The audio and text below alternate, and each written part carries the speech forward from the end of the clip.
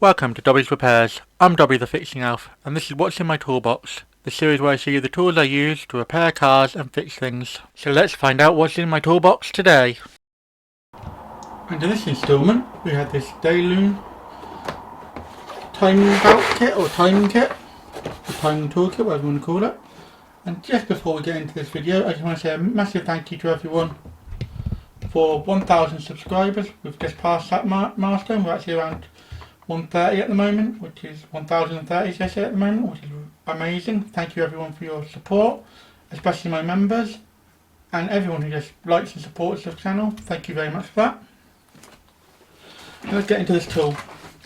And here we have a timing tool, and it has a vast variety of different timing bits and timing tools. So we've got some pins at the front here for all sorts of various different things. So for instance, these three here are the ones I used on the Citroën C4 Grand Picasso timing video. So if you haven't seen that already, there'll be a link up in the top corner for it. And yeah, these are really handy little things to have. Make that job super simple. And I'd never do a timing belt without the right tools to do it. So I always do my research before I start the job, if I've got the right ones. And put that back in there. And yeah, we've got a massive selection of different timing tools in here. So we have, for instance, this is B, and I've got a list that I will put up for you later.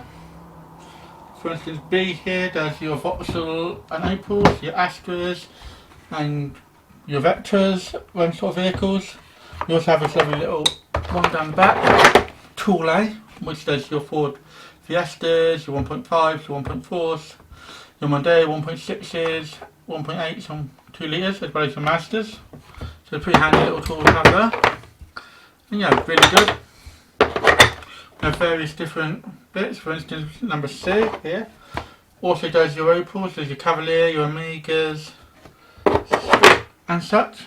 We have ones for Rovers and more Opels and more Rovers. But we do Citroëns, and it doesn't do any of the VAG group cars. Or maybe actually there are some that do VAG group cars. So for instance, this is for a VW, and it does, what does it do?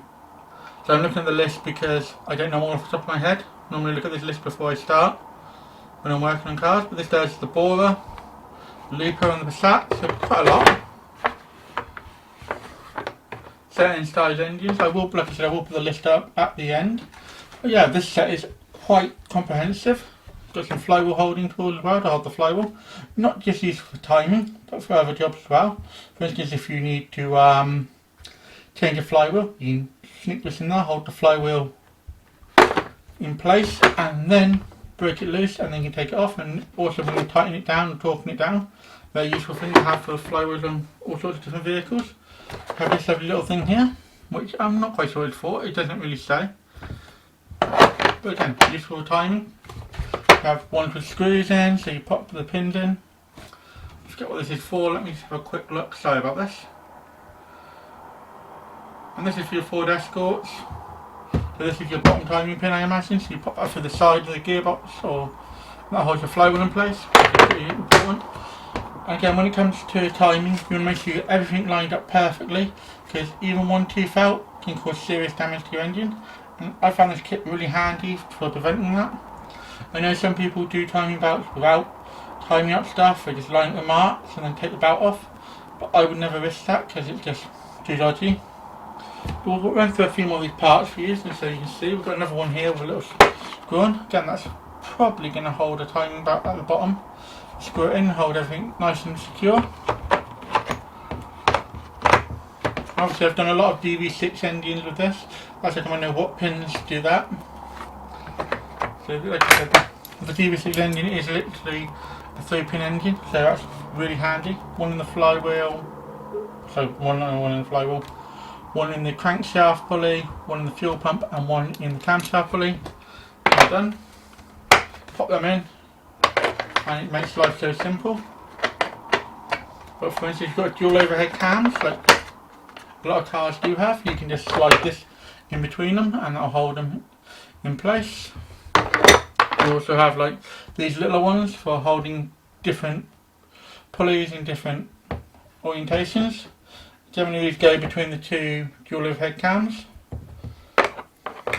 I haven't used a lot of the lower ones, look at the middle bit here, because I don't work on too many Volkswagens. As you probably know, I mainly work on Citroëns, Renaults, that sort of stuff, but we'll do to cover a variety. As soon as I get them cars in, you'll see them on the channel. Yeah, so far this is pretty handy. Everything I've used it for has worked out really well. These are made out of a really hard plastic, which is quite good, because you don't have to risk damaging your cam pulleys at all, which is quite good, because sometimes with the metal ones you can actually break off teeth and stuff like that. We've seen that happen many times, and then that's a whole nightmare that we don't want to get into. Yeah, they're all made of very thick solid plastic, apart from obviously the pins and these metal parts down the bottom here. All the coloured ones are made of a durable ABS plastic, I say. I'm not quite sure what it's made of. They're pretty solid. And yeah, now we're going to move on to my final thoughts. So, this is a really handy set. And I found every time I've used it, it's saved me a lot of time. And as you can see, I've had it for quite a while, because as you can see, it's quite faded. And yeah, I've found it extremely useful for a lot of different jobs. And first I'm going to give it a 4-spanner rating. Highly worth picking up if you're doing a lot of timing belts on different vehicles, or even if you just want to pick it up, because normally what happens when you do one job for someone, say that you do your own timing belt, and then you have a friend or a family member that wants you to do their timing belt, and this will just make your life a lot simpler, because you'll be able to do a vast majority of cars. There will be a full list coming up in just a moment. And here's the list as promised. As you can see, you can do Fords, Hondas, Land Rovers, Rovers, VWs, Renaults, and the list goes on. And as you can see, it covers such a wide range of vehicles, and it's really useful for all sorts of different vehicles. That is definitely worth picking up, at least in my opinion. And I've really found it really useful to use. And this list will be available again in the description if you need it. But yeah, it just covers such a massive range of vehicles, as I mentioned a few earlier. The full list, and like I said in the description, you'll be able to read it a bit easier, or pause this video anywhere along here so you can see a bit more clearly. But yeah, definitely a big list of different vehicles. I'd like to thank my fixing club members Mako and Rodney. Thank you for support. It really helps me make more videos like this for the channel. Thank you very much. Thanks for watching. If you found this video helpful or entertaining, don't forget to hit that like button. It really helps both the channel and me out. If you're new here, consider subscribing. I post 2 videos a week, so by subscribing, you'll never miss a thing. Got any questions or suggestions? Drop a comment down below, and I'll do my best to reply to everyone. Here at Dobby Repairs, we're all about helping you learn how to work on your vehicle safely and showing you don't need to spend a fortune on tools to get the job done. Want to support the channel further? Become a member, starting at just 99p. Members get perks like early access to videos and more exclusive content. Keep fixing, and I'll see you in the next one.